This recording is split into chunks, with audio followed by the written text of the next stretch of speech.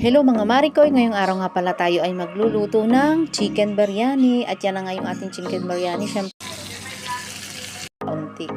Tapos lagyan natin siya ng yogurt.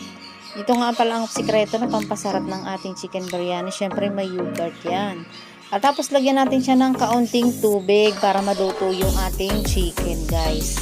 And after nga niyan, syempre lagyan natin siya ng sili. Yung alam mong medyo maluluto na siya, lagyan natin siya ng salt. Guys, maglalaga din tayo ng rice dyan. After 20 minutes nga, ayan na yung ating rice. Laga na siya. At na-dry na rin natin. At ilagay na natin yung ating niluto na chicken biryani. Ayan, ilagay natin yan sa gitna. Syempre nilagay ko muna yung rice sa ilalim, tapos nilagay ko sa gitna yung ating niluto na chicken biryani, guys. Guys, yan nga pala ay pagkatapos niyang ilagay natin, yung kaunting rice na natira natin ay ilalagay naman natin sa ibaba. Natin ay ilalagay natin sa pinaka-toppings niya. At lulutuin natin siya sa mahinang apoy lang. Parang pahihin-inin lang natin siya, guys. Ayan siya, guys. O, diba? Ang sarap.